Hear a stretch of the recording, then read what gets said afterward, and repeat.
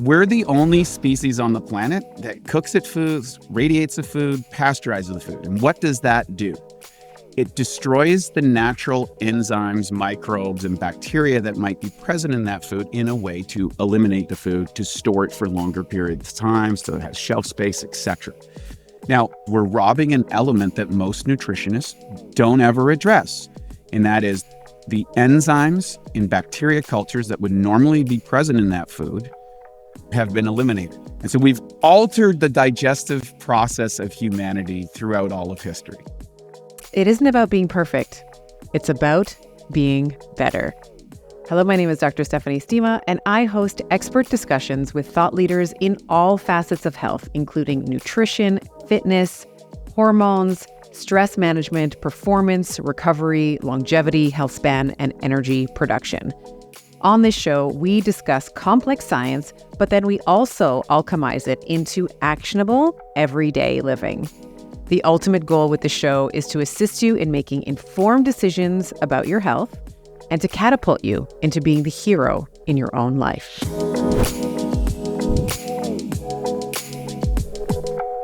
Hello, my friends. Welcome back to Better with Dr. Stephanie. It's me, your host, Dr. Stephanie Estima. And today we are talking all about digestion, midlife, and magnesium. Yes, we're going to make all three of those completely part of our personality today. My guest is Wade Lightheart. He is a 3-time Canadian natural bodybuilding champion. He is one of the world's premier authorities on natural nutrition and training methods. He majored in sports science at the University of New Brunswick, and he is one of the co-founders of Biooptimizers, one of my favorite magnesium supplements of all time.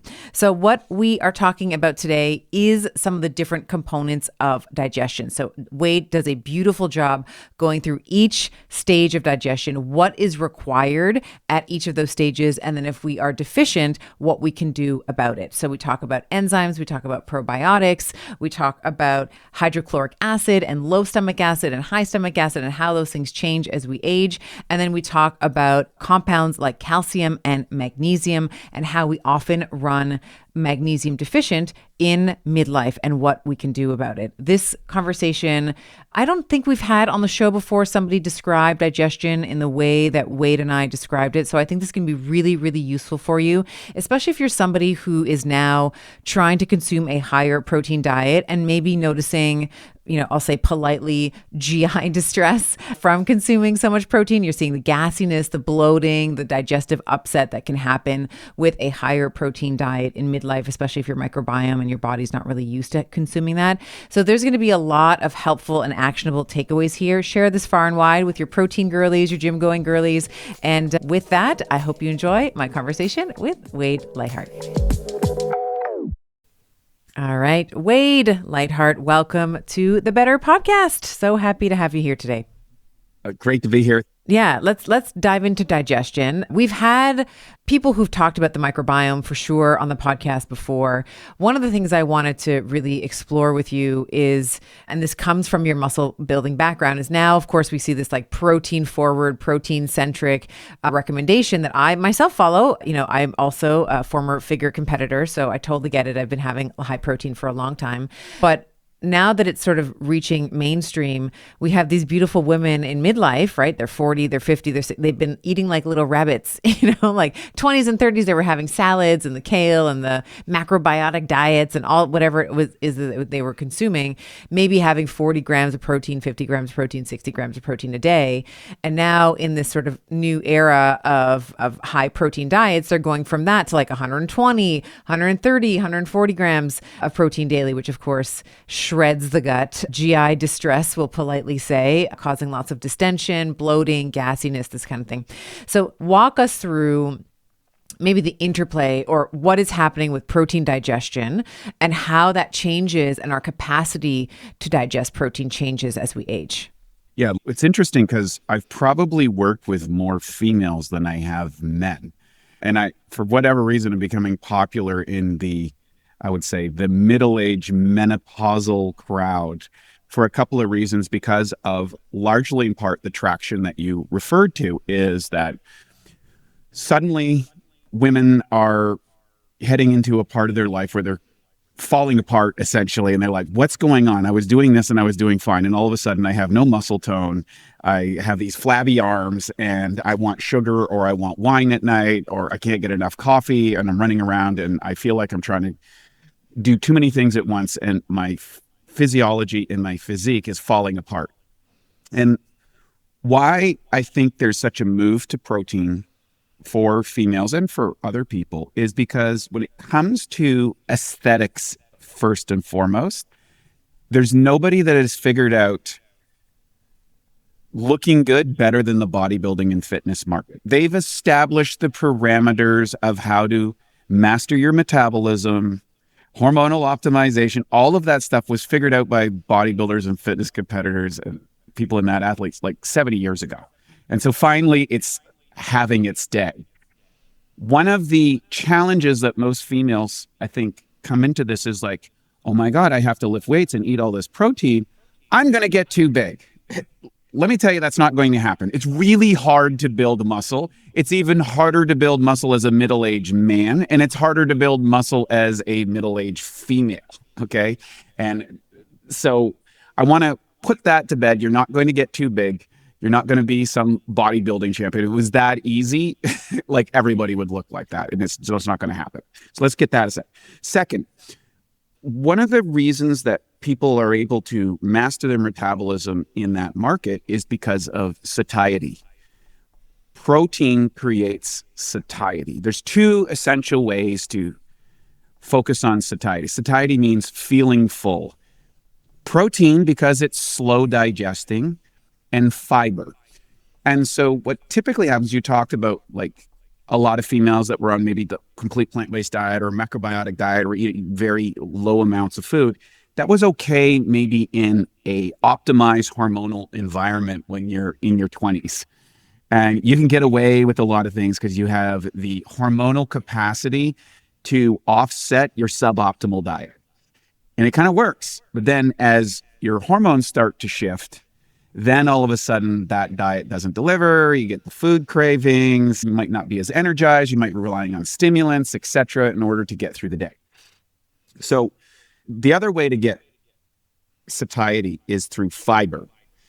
And that's an unknown aspect. The problem with fiber is a lot of people have challenge digesting that as well. So either you have a trouble with protein digestion or fiber digestion.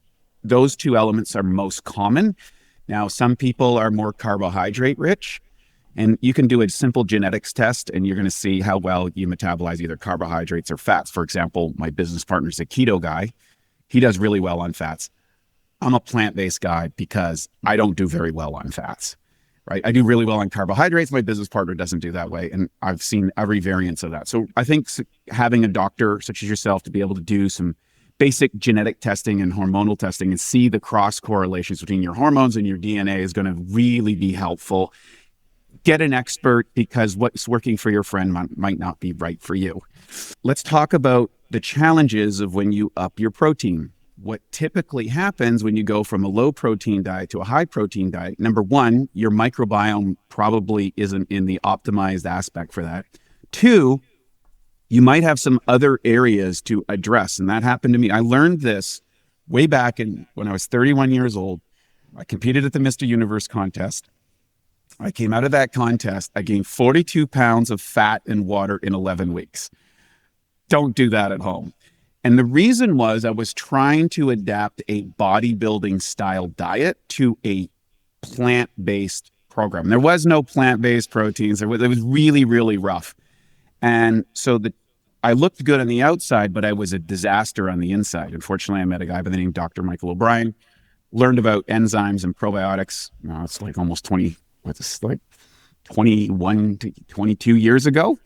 No one was talking about it then. And I started implementing enzymes, hydrochloric acid, and proteolytic probiotics. And I'm going to explain that in a second, what that is. When I did that, within 6 months, not only did I recapture my physique, but I had a new level of energy and vitality. My hormonal optimization went through the roof. I was like, okay, this is really, really working.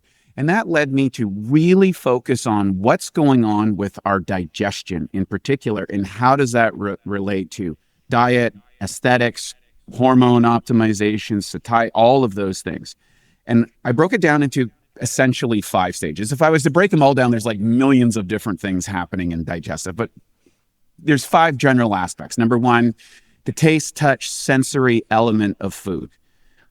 What's interesting, if you go to, say, India and you study Ayurvedic medicine, they believe in eating the food with their hands. And part of that is an electrical aspect, but it's a sensory aspect. So we smell the food, taste food. And if you think about what are the most popular foods in North America, finger foods, pizza, burgers, fries, tapas, we're actually interacting and touching and tasting and feeling, sensing the food.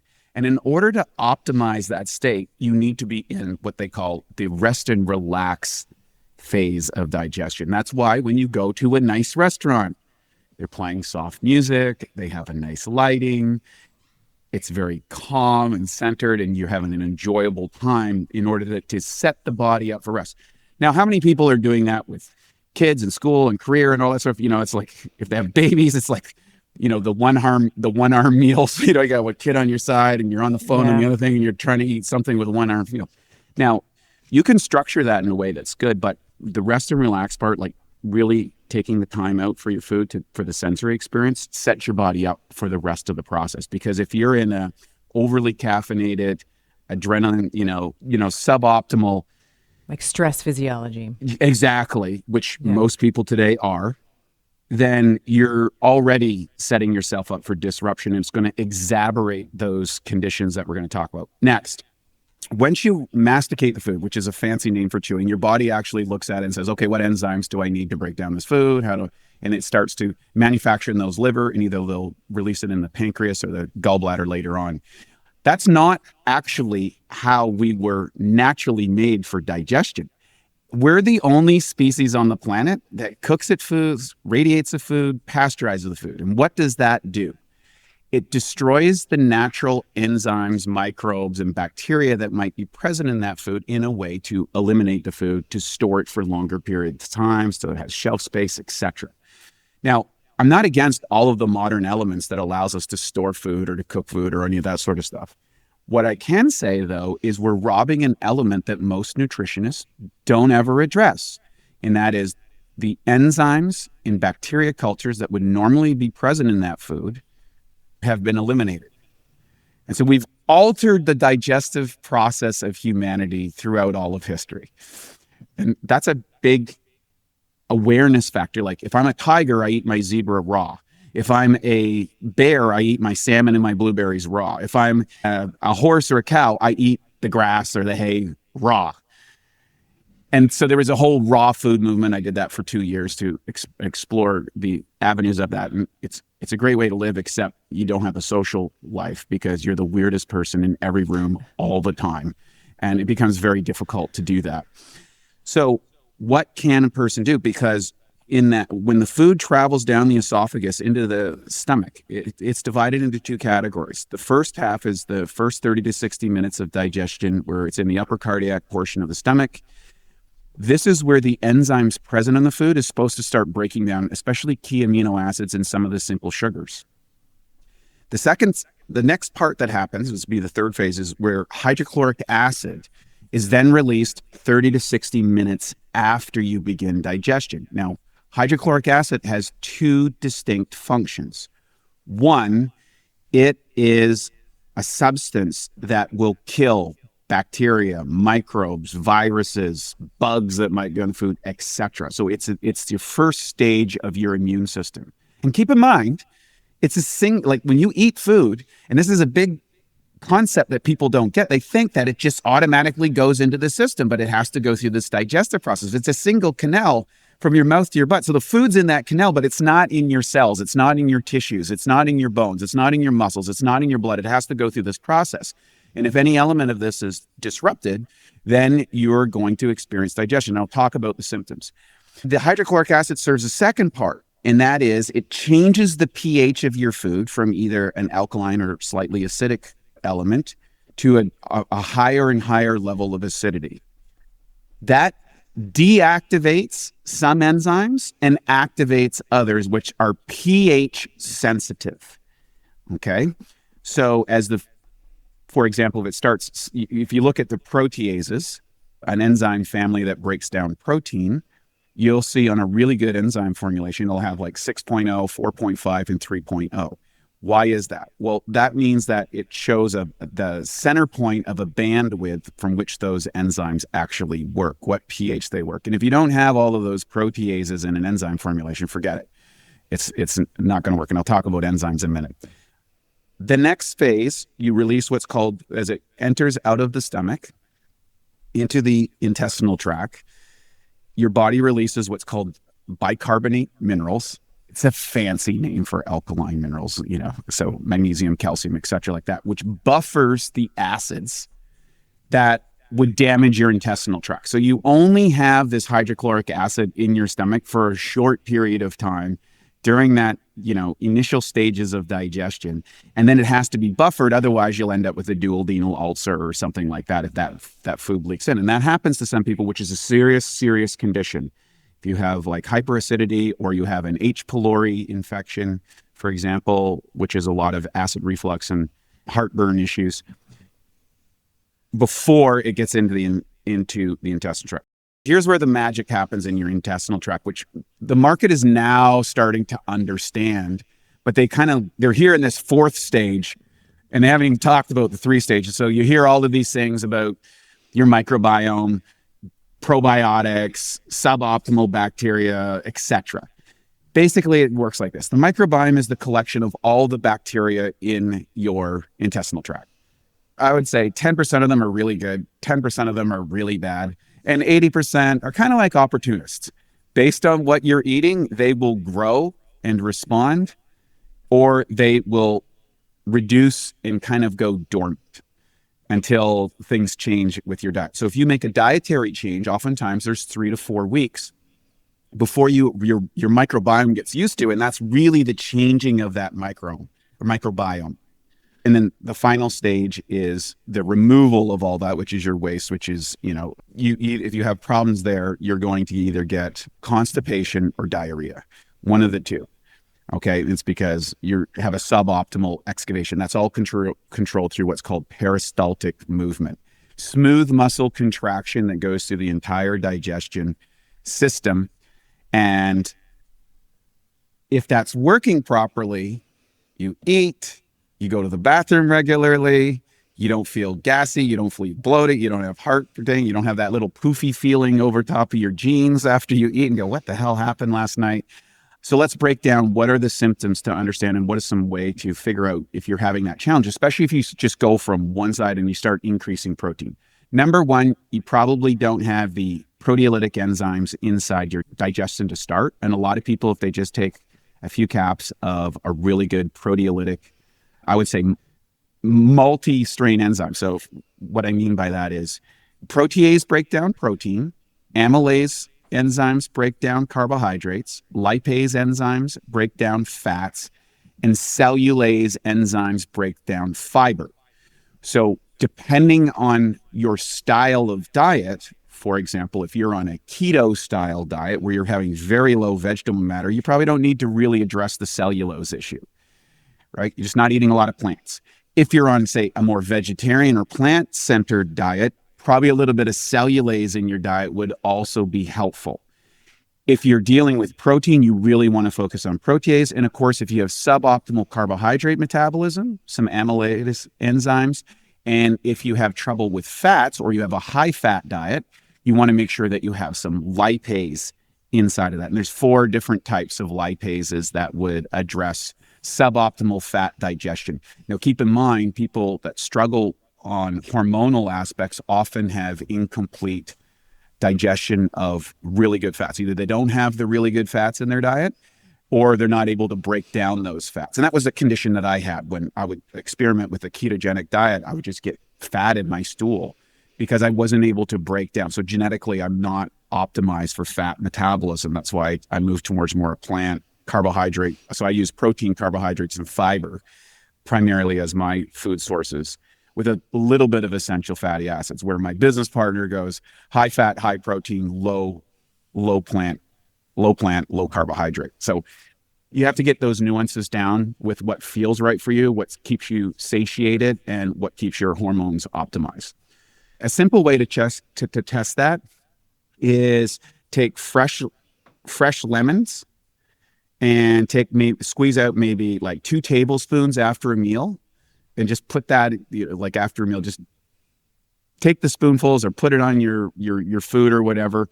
And if you notice that you don't have that reaction to that food, this probably means that you need enzymes. Almost everybody needs enzymes, but that's a good test. So putting some type of acid on the food, like the citric acid that you're talking about. Yeah, there are there's also some enzymes in lemons and limes in particular that can advance some of the breakdown of proteins or advance hydrochloric acid. Hydrochloric acid, as we get older, tends to diminish in its production. Now, why is that a challenge? Well, if you go into that that stage where the food drops into the stomach, and inside the stomach you have this production of hydrochloric acid, you don't have sufficient enough. What happens is the food begins to ferment in the stomach and not breaking down in properly. And what happens, you have a little sphincter on the top. It's a little fat on the top of your stomach, and that flap pops open. And when that pops open, you get some of the acid and some of that food charm coming up into your esophagus. And that's not good. First off, it's felt as heartburn, acid reflux, burping, all that sort of stuff. If left unchecked, that is a pathway to esophageal cancer, which is on the rise dramatically in the modern world. Now, there are some elements like, various chemicals in the food that can contribute to that, et cetera. But at the end of the day, it's usually you don't have enough hydrochloric acid. And you can test this. Simple way to test this is just take 4 ounces of water. It's like a little cup. And take a quarter to a half teaspoon of baking soda, mix it in the water, drink it on an empty stomach. If you burp within 5 minutes, you've got enough hydrochloric acid.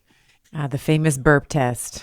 If you don't burp in 5 minutes, you probably would benefit from a hydrochloric acid tab. It's relatively inexpensive, and for most people, I would say on the digestive side, hydrochloric acid is amazing for a lot of people as they age and what it does for them. And it's pretty inexpensive. It's like 1 cap will usually do the trick.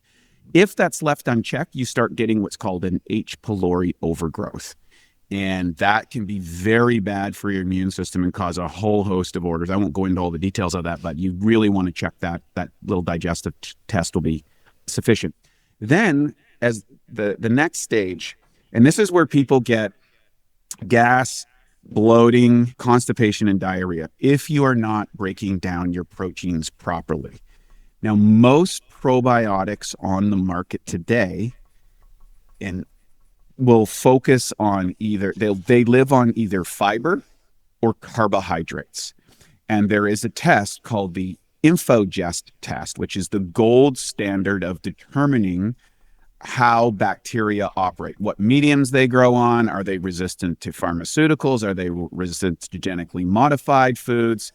If something is genotoxic, cytotoxic, in other words, disruptive to the genes or disruptive to the cells, what mediums they live on, what bacteria cultures they work with, what are they opposed to, et cetera. And we use that in our lab.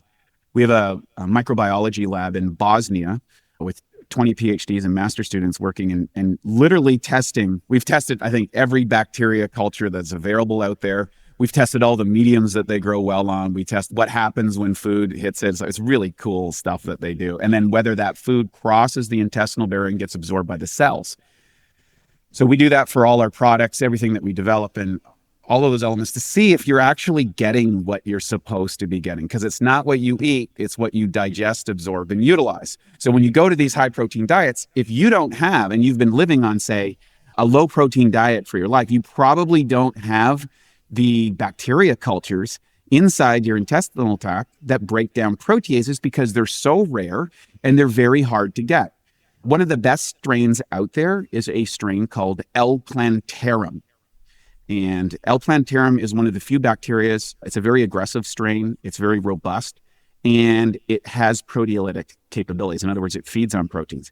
Ironically, What causes most of the cognitive distress and body distress is undigested proteins that leak into the systems. If you heard of leaky gut, basically what happens is undigested proteins leak through, if you want to say it, gaps or holes in this little thin layer on the edge of your intestinal tract. And then these proteins get into the bloodstream and you have an immune system response saying, oh no, I have an enemy, and you get this hyper response of white blood cells, or in worst cases, you get allergy functions. But what you feel, I feel bloated, I feel gassy, I feel tired. You can wake up in the morning with crusty eyes. If you get crusty eyes or you have bad breath chronically in the morning, those are good indications that you have unsavory bacteria in your intestinal tract, like I would say part of the 10% of those bad guys, which are breaking down that protein and creating a bunch of toxins inside of the system that your body has to deal with. And this, over time, weakens your immune system response. So how do you optimize your digestion? For people who are switching over to a high protein diet, I would say get on proteolytic enzymes and get on probiotic that is proteolytic. We actually developed one called L-Plantarum M strain, which we took L-Plantarum, the medical doctor that we worked with, Dr. O'Brien, who instructed me on all this 20 years ago. He took this bacteria culture, put it through a toxic soup, which is kind of like Navy SEALs training. It's like it just beats the crap out of it, runs a little sine wave through it. I don't even know how they figured all this stuff out. About 2% of those bacteria survive. But during that process, they mutate, and they were able to get a patent that I can't even state what the patent is online under the current FTC guidelines, although there is a US patent given for this particular strain of probiotics that are proteolytic, but it's extremely robust. Like, we've tested every single bacteria culture against it. There's nothing tougher, more durable, or that replicates faster than L-Plantarum OM strain. We actually have a product we have that product. Dr. O'Brien, before he passed, gave us access to that, which was really nice because he was the only guy that had it at the time, and then we got to get it. So it was those two elements, proteolytic enzymes and proteolytic probiotics, resolved all my digestive issues, and it's resolved almost every single digestive issue that I've seen in the last 20 years, those two elements. Now, we focused, when we got into the enzyme world, we make several different enzyme formulas. One, which we call Masterclass, which is enzymes for the masses. It's 17 enzymes, high-level protease. It really covers the whole bulk of whatever your 80% of the people would take that product, fixes all of that stuff. If you're a ketogenic style person, then, or you have a high fat constitution in your diet or have trouble with fats, then you might move to something like Capex. And if you're a plant-based person, you could use Vegzymes, which is focused for plant-based digestion, a lot of cellulase and stuff like that, and a little bit more amylase, but Masterclass for most people fixes that. So those two elements will optimize your digestion, and then that allows you to transport what you're eating into the cells of your body. That's the key. So if you understand those 5 stages, then you can troubleshoot. If you have acid reflux heartburn, probably need hydrochloric acid. If you are opposed or having challenges with your protein, proteolytic enzymes, proteolytic probiotics, and you'll correct that within a couple of days. It's really remarkable. So I love this idea of, so here's the 5 stages of digestion that you've described. And then for the women who are like, yes, I want to be the muscle mommy now, like I want to build the muscle. This is also, if we're optimizing for digestion, is also going to optimize our capacity for muscle hypertrophy, right? And strength, which, as we know, we've talked about this on the show, 2 different outcomes they often go together, but your ability to build muscle, like you said, you're not just what you eat, you are what you digest, absorb, and transport. So if you're able to get more of these amino acids being broken down by these proteolytic enzymes and these proteolytic probiotics, then you're going to be able to transport this substrate, these building blocks for the muscle, to the myocyte or to the muscle cell, and you're going to be able to build more muscle. And you're going to also, to your point, reduce some of that GI distress that so many women suffer with. So, and I'm assuming that was when you were kind of fixing your own digestion, did you notice a change in your ability to put on mass? And understanding you're a male, but men and women, we both have the capacity to put on muscle, just to the degree obviously is different because of a variety of different things. But once you sort of fixed your own digestion through the use of these probiotics and these enzymes, did you notice that your ability to put on muscle was easier? What did you notice any difference there at all, or is that incorrect? An incorrect line of thinking? Yeah, thanks for asking. Most people don't ask that question. Absolutely, and I have actual documented proof of that. So when I had my first digestive distress area, I was 31 years old, and I worked on this for 4 years. We coached over 15,000 people. We developed a proteolytic-based enzyme ourselves, which is what we were talking about. We still have people on subscription for 20 years on that product, if you can believe it. But well, that's a testament to the product, which right, is fantastic. Amazing. Yeah. And to understand that, I came back 4 years later and was so successful with it. Not only did I have more muscle, but I did world championships again at the Natural Olympia on a raw food diet to prove, even though I took in less protein than I literally took in a third of the amount of protein I did when I blew out my digestion. I was able to put on more muscle in 4 years than I competed at 31, even though my hormone level was starting to drop off at that time. Because, performance for athletics, you're at your peak physiologically around 28. And you can still build muscle, but there's certain elements that are just not as great. And then stayed on that protocol 2 years ago at 50, went back to the Natural Olympia, and I had the same, actually a little bit better muscle mass than I had when I was 31 years old, 19 years later, and went back to the world championships again, beat kids in my own category. And I want to also put something out there too. None of those conditions were hormonally enhanced. So I was not taking steroids. I was not taking TRT. I was not taking any hormone augmentation because the contests I were competing in were natural based. And that's an important aspect. You were natty. Yeah. And I have nothing against hormonal optimization or any of those aspects. But what I wanted to be able to create as my mission to help people get healthier is I wanted to replicate an environment that was more compatible with the average person. Because when you're taking a variety of hormones, you improve protein synthesis at the muscle site and you improve nervous system response to build muscle, etc. There's a variety of things that anabolics and the things that bodybuilders or strength athletes will use to augment. And unfortunately, the challenge with that is you don't know how much of that muscle growth is attributed to the hormone optimization or the hormone maximization, I think, in the sport versus what's actually working over time. Because let me tell you, my hormones are not the same in my 50s as they were when they are in the 30s. And this is even more pronounced for females because females' hormonal physiology runs on a 28-day cycle. Men's run on a 1-day cycle, give or take, depending on what your period is. It could be, a little bit less or, 35 days or whatever. And then it starts to get even spottier as you go through menopause and these elements, which you start to adjust to those massive fluctuations in your hormonal, your endocrine system. I'm pretty confident. And then that's one of the reasons why I became so popular on female podcasts because, okay, yeah, I'm a bodybuilder, I'm a dude, I'm kind of coming from that place. But I figured out this in a natural environment and in a suboptimal hormone environment, applied it to females, and it works the same thing for females. The one thing I would say to accelerate the understanding, because you touched on it briefly, but people think they need protein for muscles.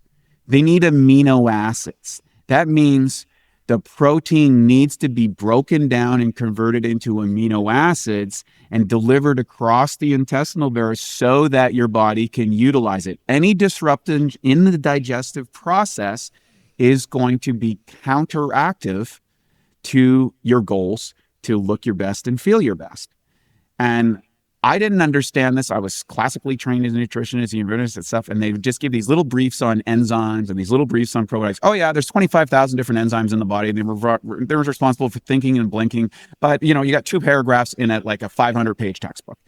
And when I dove into it, I went to, and I would encourage people who really want to get in and understand this from a longevity and health optimization aspect. Read Dr. Howell's Food Enzymes for Health and Longevity, or Enzyme Nutrition. And he took all of these different species of animals, rats, cats, dogs, horses, cows, you name it. And he did these experiments. This is way back in like the 40s. And he said, what we found was if we fed an enzymatically deficient diet to the species, they didn't live as long and they developed a higher amount of diseases. If we fed them a raw food diet, they lived a little longer and they didn't have as many diseases or didn't get them as soon. And then if we optimized it by adding exogenous enzymes to their food, whether it was cooked or raw, guess what? They lived longer than the other species. Now, when you started tracking generations of species on an enzymatically deficient diet, here was the shocking results that he was able to produce. By the 3rd generation, all of the species, notice 3 characteristics. 1, the inability to procreate. 2, strange sociological behaviors not native to that species. And 3 was a dramatic rise in genetic mutations, because enzymes are really critical in a lot of DNA, RNA transcriptions, etc. And he predicted back then that the human population, because of mass production of food and non-accessible and a highly deficient enzyme diet and a bunch of chemicals that also erode our enzymatic capacity, that we would be running into a lot of genetic diseases in our 3rd generation and an inability to procreate and strange sociological behaviors in humans. Now, I only have to go on the internet for a few minutes, and I'm convinced about the strange sociological behaviors.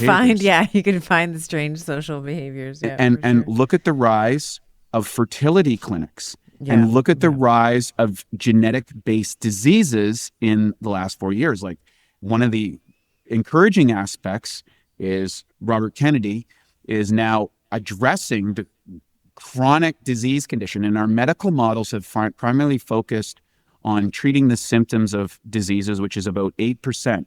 But the bulk of the problems are happening into, people are getting sick, or they're getting cancers, or they're getting all of these, or they can't procreate, all these things because of chemical overload in their foods, because enzymes also are what's required to break down toxic chemicals. So I said, it's not so much, you can't control all the toxins in the environment. You're just getting so much, despite your best eating, everything you're trying to do.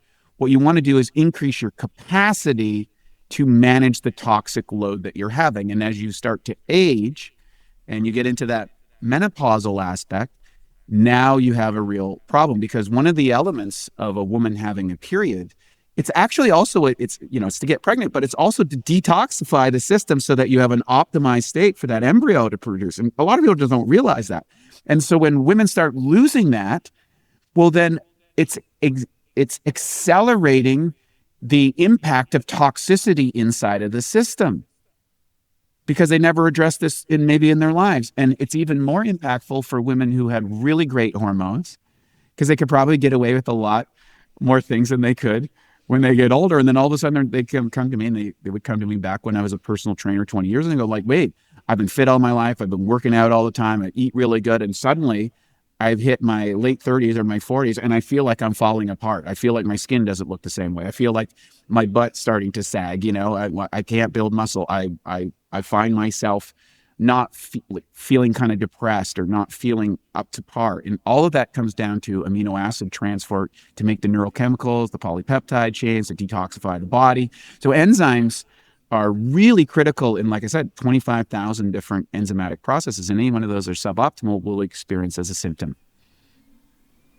I love everything you're saying here, because I think one of the things, I've talked about this on the show before, like, we are fans of hormone therapy here at the Better Podcast. However, hormone therapy is not going to lift the weights for you. It's not going to set boundaries for you. It's not going to fix, in this case, your enzymatic degradation. That's a natural consequence of aging. And so you can get on hormones because you're feeling changes in mood and affect, maybe changes in sleep, changes in body composition, but you still have to fix your digestion. Like the hormones can maybe mask that for a little bit, but they are not going to, you cannot outrun bad digestion with hormone replacement therapy. And so I talk about that in the context of like, I sort of joke. It's like, sorry, not sorry, joking, not joking. Like, hormones are not going to lift heavy weights for you. Hormones are not going to set boundaries with your mother. Like only you can do those things, right? Like hormones are not going to make you have sauerkraut and, healthy proteins and all that and digest and be able to absorb those things. Only you can do that, right? So talk a little bit about why, or maybe sort of maybe the right word is confounding, because someone might go to their doctor and say, I'm feeling like my digestion is not the way it should be. My body composition isn't the way that I should be. And then and now we're starting to see more and more practitioners say, okay, well, maybe we need to consider hormone replacement therapy. And I think that that's definitely every woman should have the ability to have that conversation with her PCP, her primary healthcare provider, and figure out whether that's the right next step for them. And I also like to think about hormones as it can happen in step with the other lifestyle levers that have to be mastered. Like the hormones are not going to fix, like I said, lack of lean muscle tissue, poor digestive capacity, overloaded chronic low-grade stress and inflammation, and constantly being in the stress physiology. Like only those are the things that are within your control. Certainly the degradation of the progesterone and the estrogens and the testosterone that we've been talking about over the arc of a woman's hormonal life.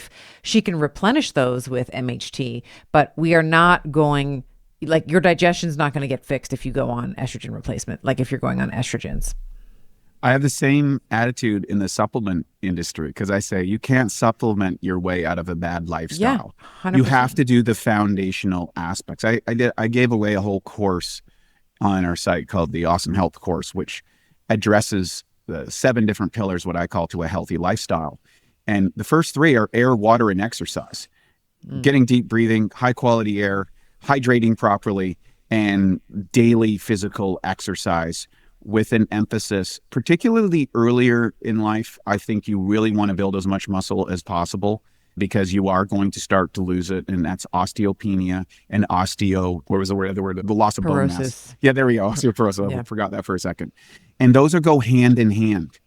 As you lose muscle, you'll start losing the bone structure because, if you were to look at a cross section, who has the most densest bones in the world? Power lifters, because they have very, very heavy loads that they lift and they have extremely dense bones. If you're just working out a few times a week, it's more than enough to maintain your muscle mass and your bone mass. Now, there is a good argument, especially as you age, you would want to make sure that you're getting some cardiovascular training in there because that's what's going to keep brain function going, oxygen to the brain. And women are more susceptible for brain and cognitive degenerative conditions, and making sure you have sufficient oxygen and blood flow to the brain. And there's nothing that beats cardiovascular exercise for that. And so bridging the gap between part strength training, part cardiovascular training, and you can really extend your high quality of life. And guess what? You're going to look great too. The only thing that's going to shape your body is muscle. The only thing that makes your glutes look good or your shoulders or your arms defined or have a nice tight waistline, that comes down to weight training.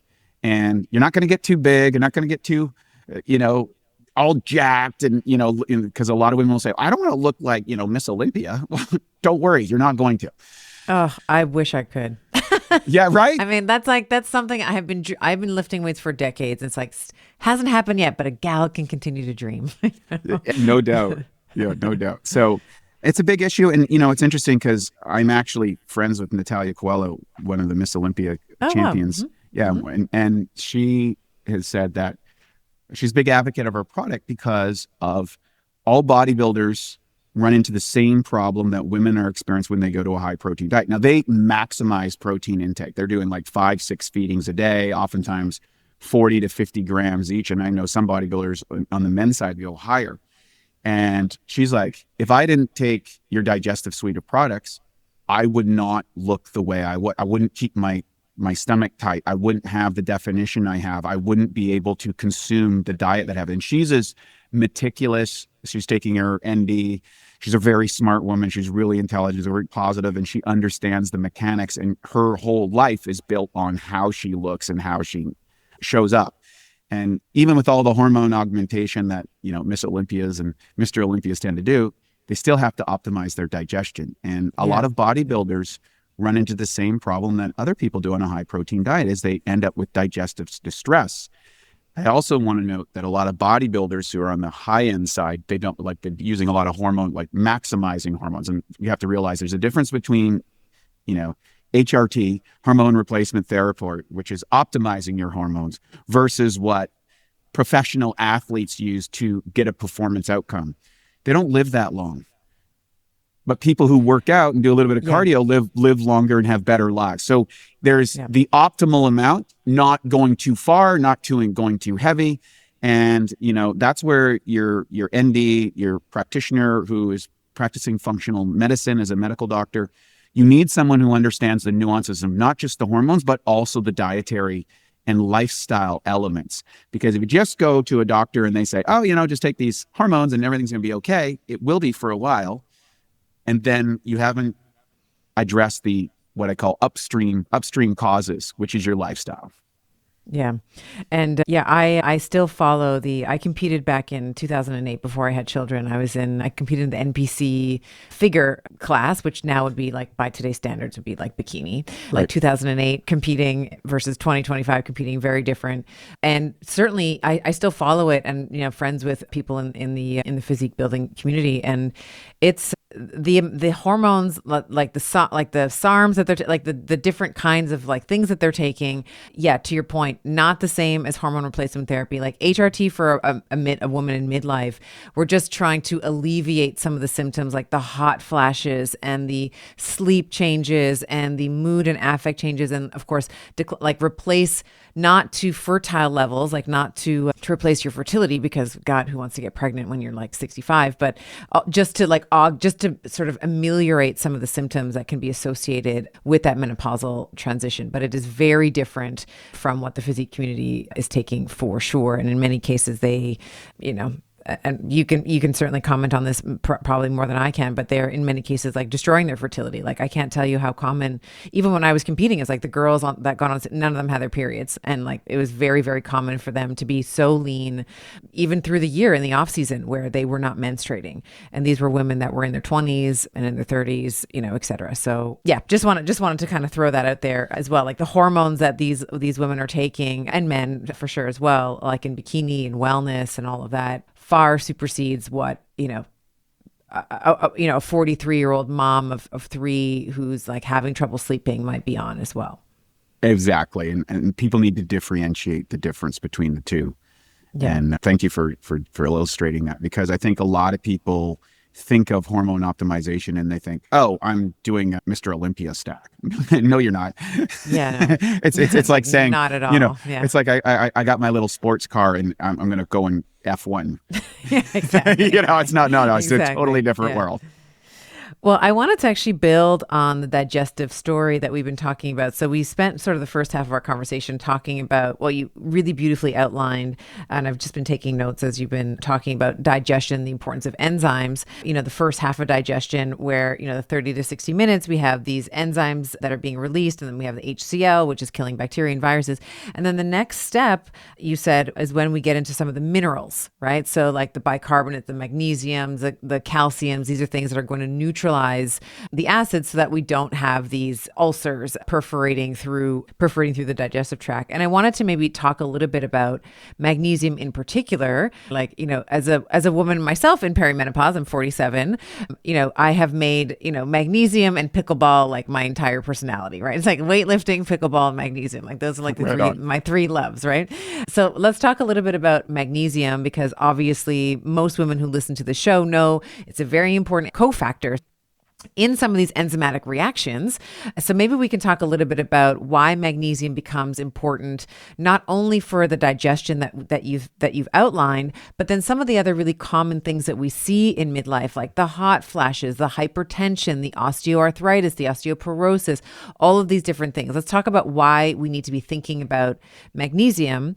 And before you start answering, I will just say that the magnesium product from Bioptimizers is Magnesium Breakthrough is the name of it, is my all-time favorite magnesium supplement. Like literally I have bottles and bottles and bottles. I have bottles I stash away. I have some in my counter upstairs in my bathroom. So I take it in the evening. I have it in the morning. You know, I love this product. So I also would love to maybe highlight, because we have the opportunity to have you on the show, maybe we can talk a little bit about the magnesium product as well. So let's talk about why magnesium is important.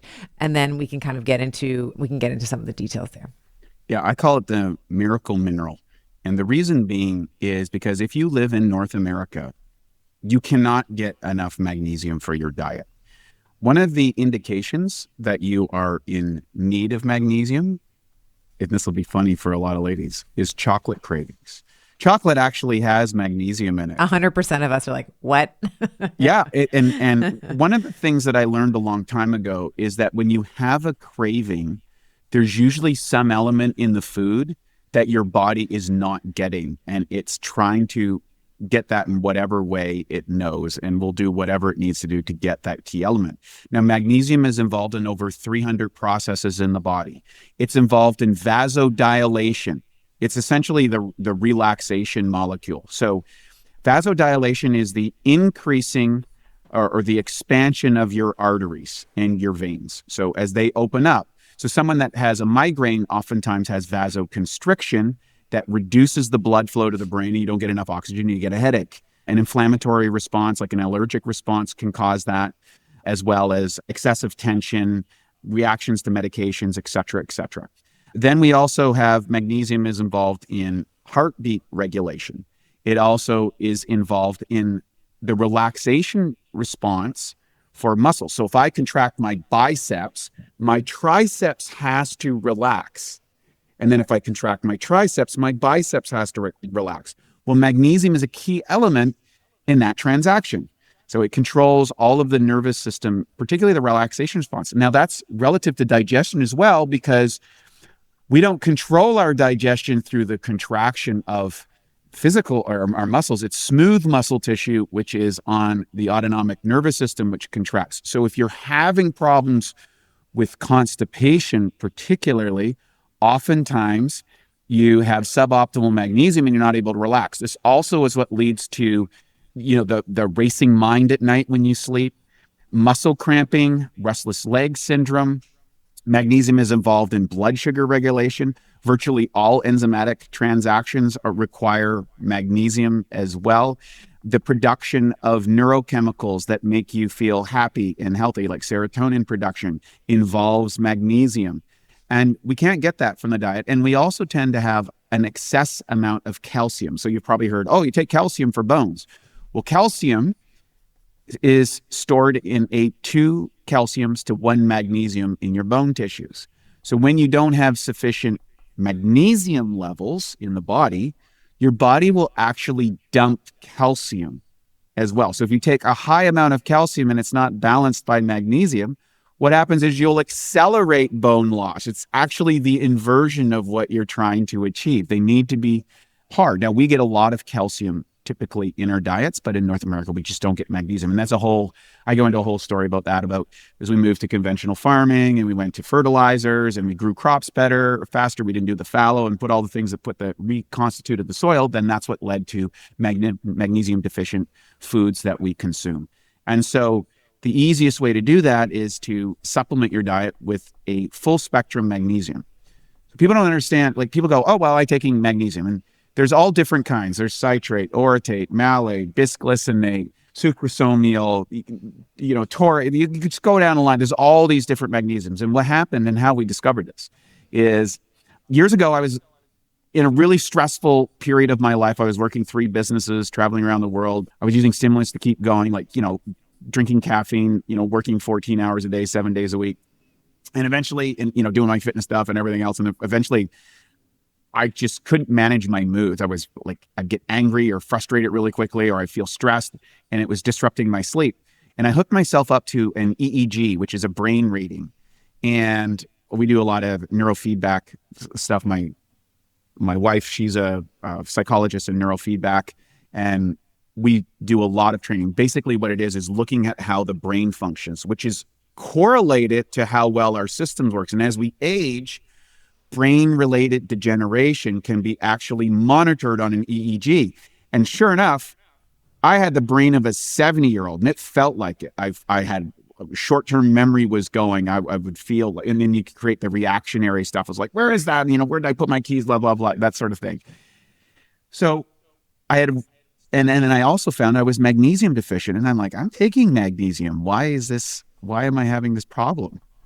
And so Matt and I, being the crazy experimenters that we wanted to do, we said, well, which magnesium is better? We don't know. So let's just buy all of the magnesiums and start taking them until we get the run. So we try each element. So there's a thing in orthomolecular nutrition that was developed by Linus Pauling, Abram Hoffer, and Dr. David Hawkins, which is they use this in psychiatric medicine, treating psychiatric conditions with mega dosing of vitamins and minerals and stuff. Broke the whole psychology world in the 70s.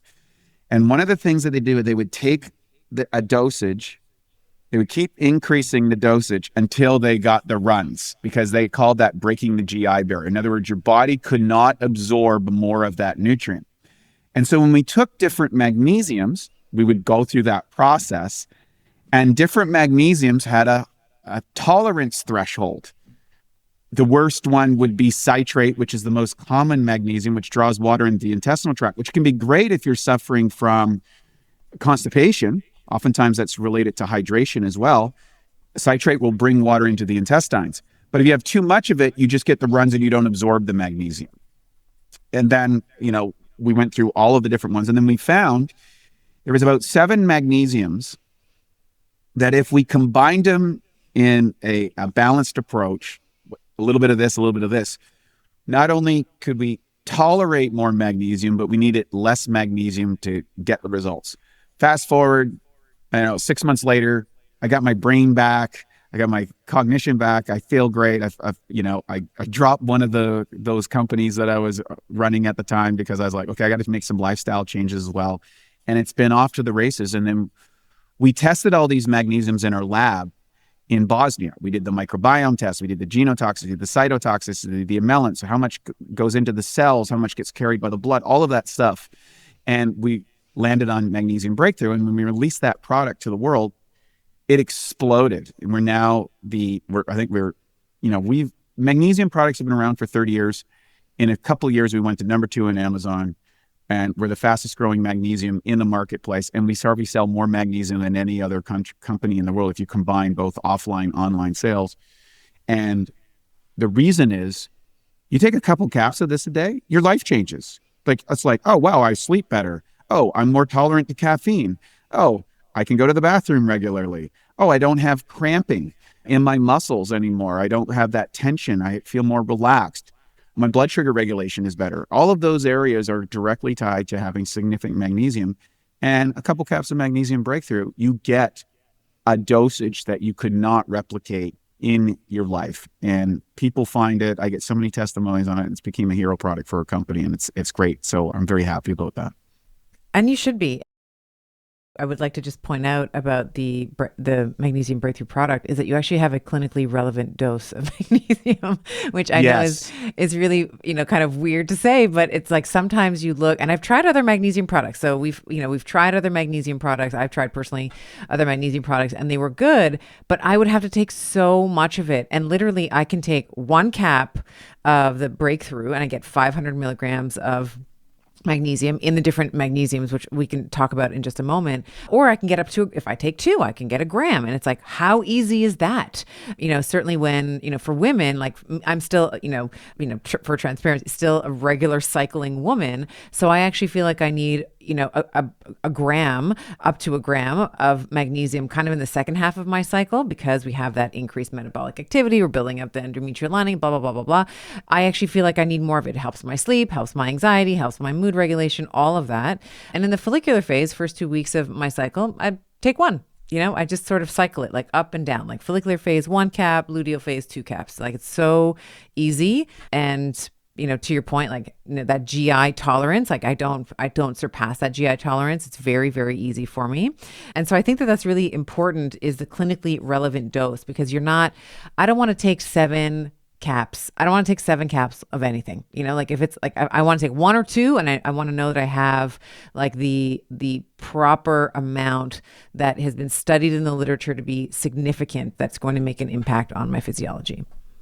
Yeah. And that's the key element. I think a lot of people, this is my kind of pet peeve in the nutrition industry, and is why we started Biooptimizers over 20 years ago.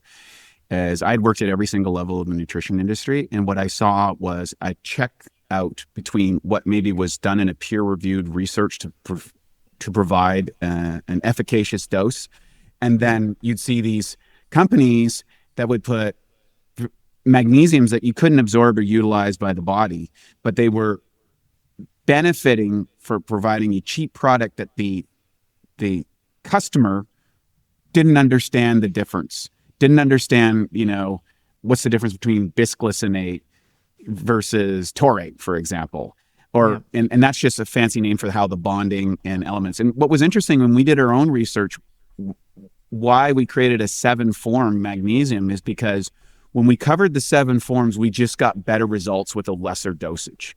And so there's some elements of, I would say, cellular either bonding or absorption with different parts of the body. That's the theory behind it. We don't actually know what that is, but the anecdotal evidence and the response to it, and where I feel better, is much better when you use all of the magnesiums as opposed to just a couple of the magnesiums or one magnesium, which is what a lot of companies will do because it's hard to acquire all the raws, go through the lab assays, then do the most people don't do cytogenotoxicity tolerance. They don't do any of that stuff. They don't have the capabilities to do it. So we do all that stuff to make sure that we're providing something that works.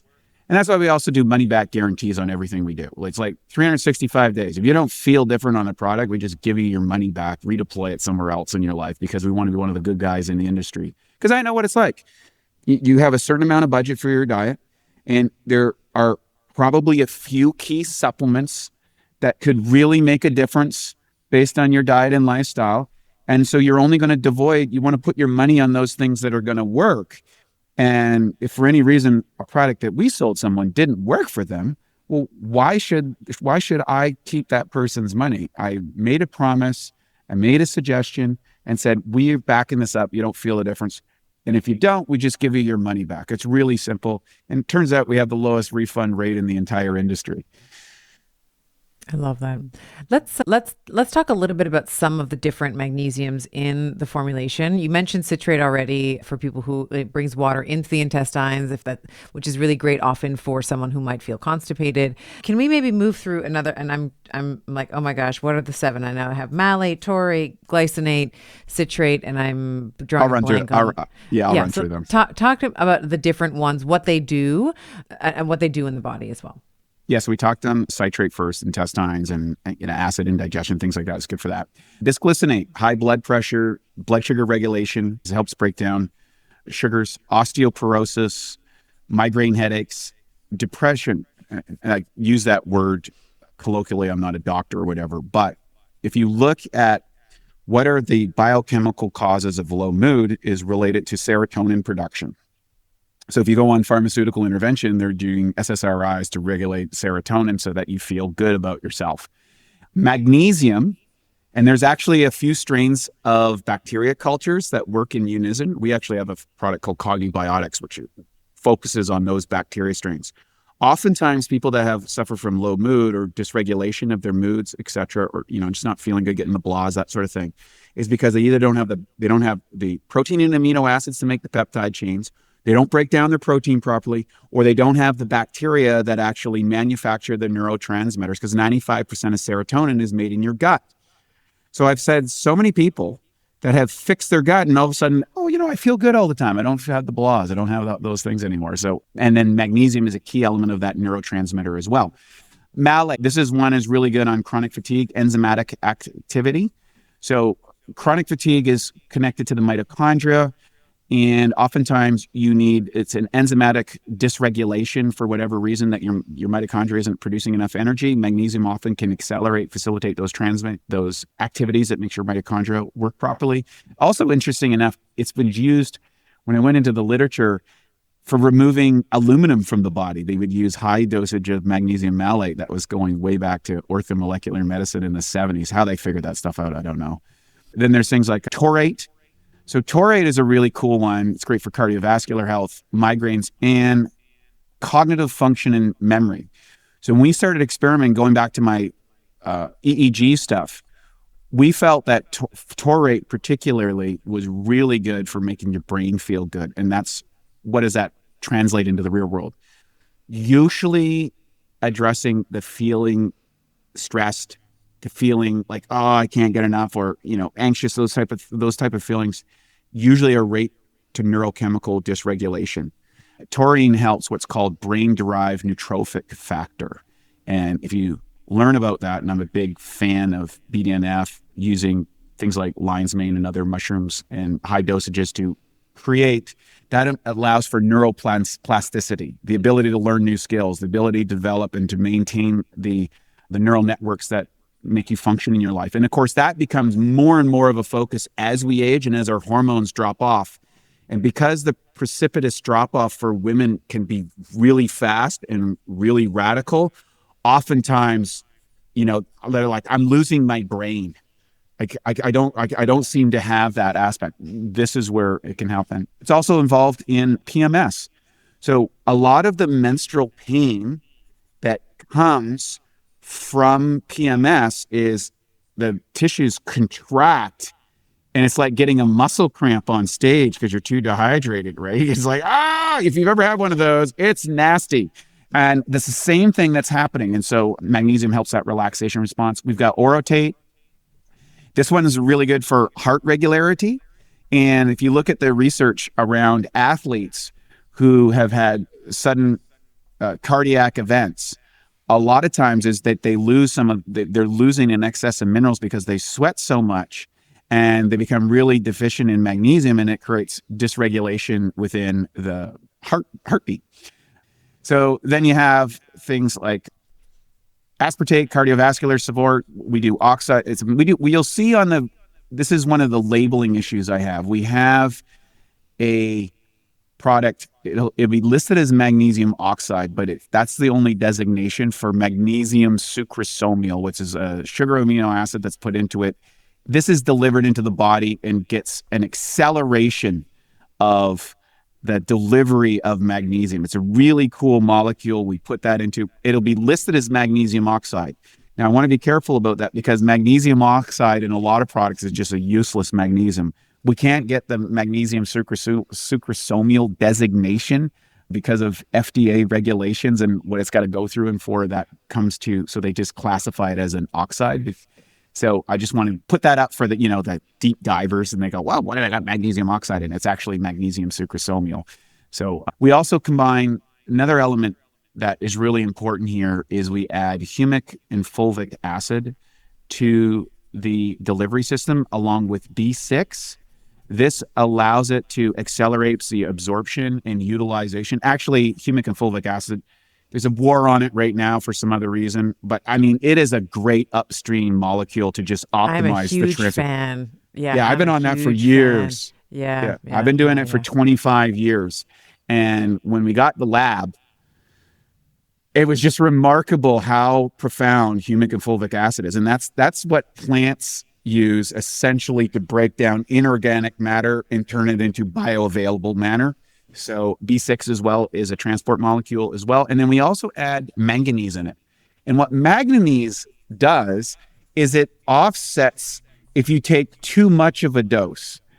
So we just put you just need a little bit of manganese, and this will reduce any of the suboptimal aspects that someone might take from too high of a doses of magnesium.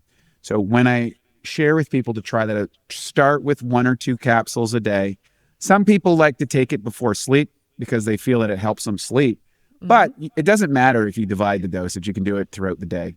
And if you're a hard training athlete or if you're under a lot of stress, start to titrate up. Take 1 in the morning, 1 in the afternoon, 1 in the evening, and see how your body feels. Usually you'll go through anywhere from 3 to 6 months where you'll respond to a higher dosage to kind of get till you feel the difference. And then I suggest to titrate down. Most people, 1 or 2 capsules a day is sufficient to maintain their levels once they've kind of, I call it filling up the bucket. You want to operate from a full bucket of nutrients. And if your lifestyle is like a hole in the bucket, so you're exhausting all of your key elements that you need is what's going out of the bucket. And most people, if you go to RDA recommendations, are just saying, okay, we're just going to fill the bucket up to what keeps running out of the system. But I'm like, no. You want to fill the bucket up.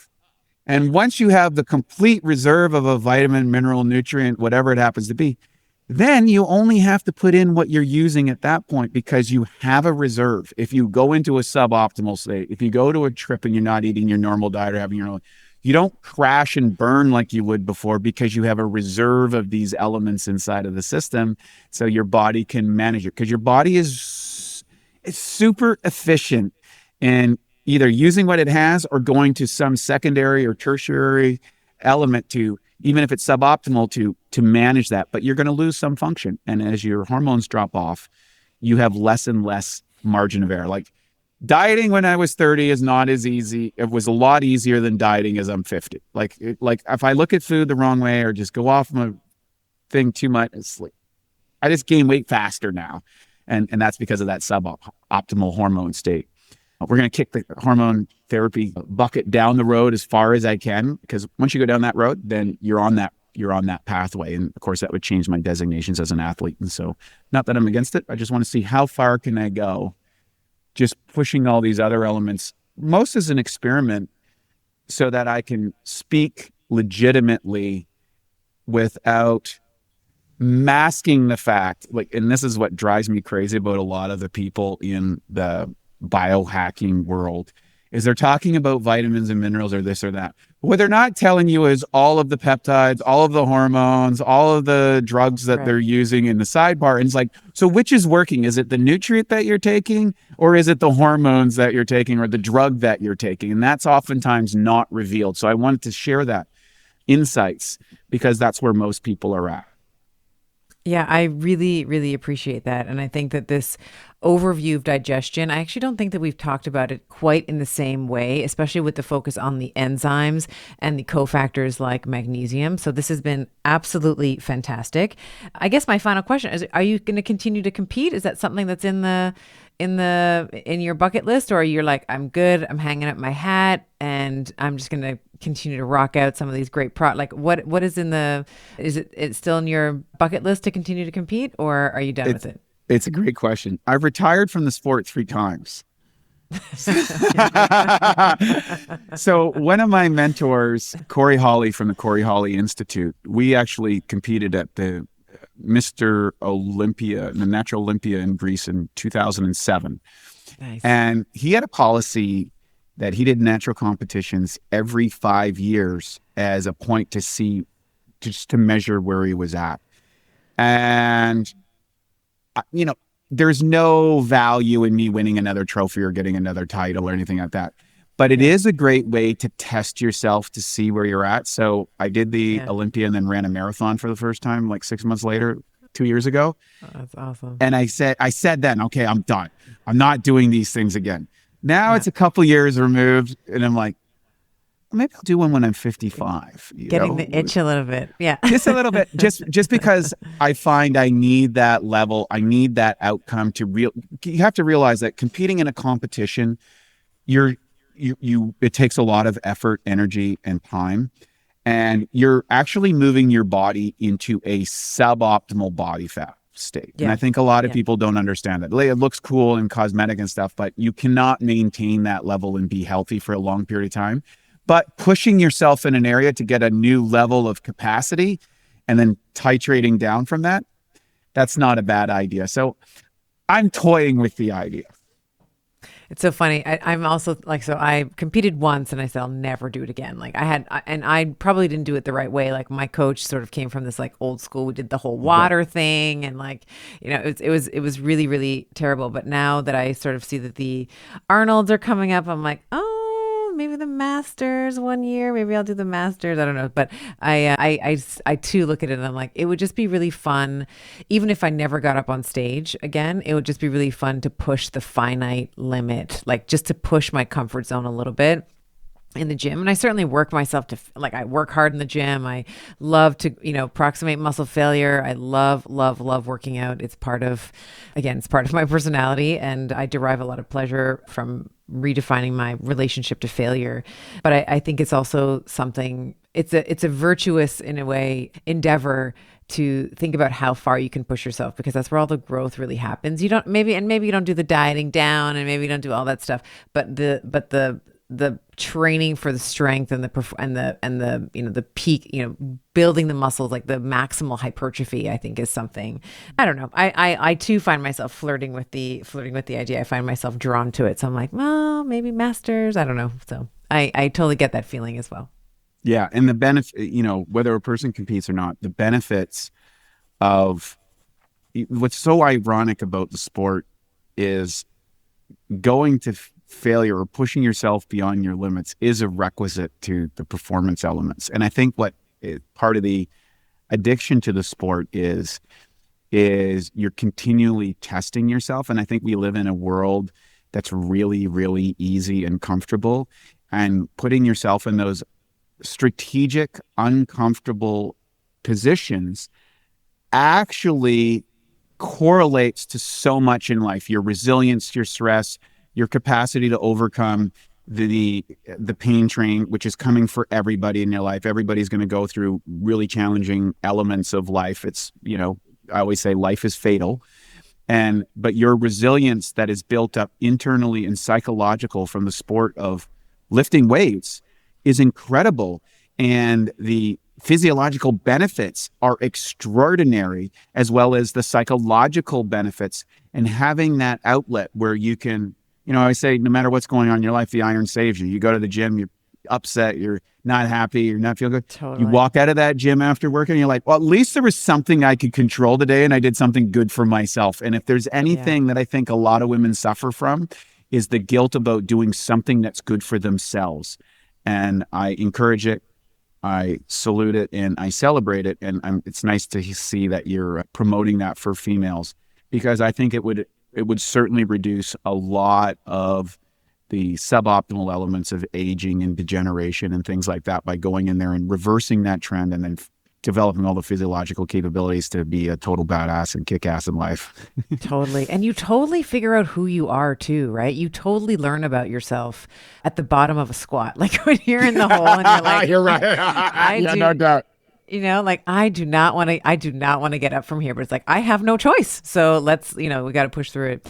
I love to, I don't think I've actually shared this ever like publicly, but sort of one of the things that I like to tell myself is like, get really uncomfortable, but don't die. It's like, yes. Get as comfortable, like push that as much. I mean, we're all going to die eventually, but I mean, in the gym specifically, like get uncomfortable, don't die. But that's sort of the feeling that I like to sort of bring to the gym, is like, how far can I actually push it today? What are the limits that I have with, the whatever life is throwing at me? Like life is lifing, right? So like the kids, I didn't sleep well last night. I have whatever soccer, mom, whatever that is. What can I do today? What can I leave on the gym floor? So yeah, we are very kindred spirits, you and I. And I'm so excited about this conversation that we've had, because the digestion piece for women, like I have women that are like silently, like sort of, telling me in Instagram DMs, like, I know you're talking about protein, but my husband's going to divorce me if I continue having this amount of protein, right? And it's like the enzymes, and it's it's all these different things that are sort of deteriorating. That's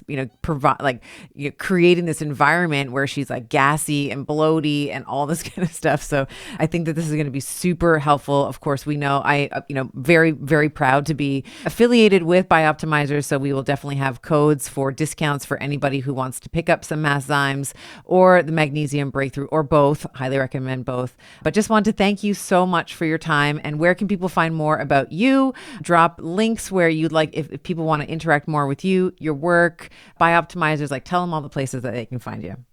Yeah, so they can go to bioptimizers.com. And, we're on Facebook and we're on Instagram and all those social things. My team does all the work. I don't spend a lot of time up there, but they cut up little videos and promotions that we do so that people can get it. And if you put in the word better, they get a 10% discount on their initial order. And also there's deeper discounts if they go to bigger volumes. Everything has a 365-day money-back guarantee. And it's a lot of fun. We have a lot of free education courses that are available on that. I have an awesome health podcast where I do a lot of I'd love to get you on that. That would be great. So we'll follow up on that as well. Yeah. And again, part of the reason if you want to stay in those conversations with people that you admire, respect, and are doing good things in the world is that you now become part of that mindset. And I think that's really important as you go through life is even if you don't have the personal interactions with everybody that you'd like, if you're listening, it's like, when you went to church, you had to sing from the same hymn book every week, the same songs. Why? Because it puts the values and concepts. And the beauty of podcasts is now you can listen to the greatest experts in the entire world talking about the things that are relevant to you. It's never been a time like this. It's a great time to be around. The solutions are there. And again, you want to go to someone like yourself that is a doctor that has the biochemical understanding and credentials to go down that road of hormone augmentation and these elements because there are nuances that are individual to you. There's some general practices, but get those nuanced ones and, get a second or third opinion because sometimes you want to be able to have a counsel to give you those suggestions to make those optimal decisions. So thank you so much for your support and having me on the podcast. It's really great. I love being here and I love sharing. And if you want to get any of the free stuff at Biooptimizers, we just give a lot away because we're on a mission. We're on a mission to make people, to live stronger, live longer, better lives. And I believe that we can extend the quality of our life by a good 20 years. So why not? Fantastic. Thank you so much, Wade.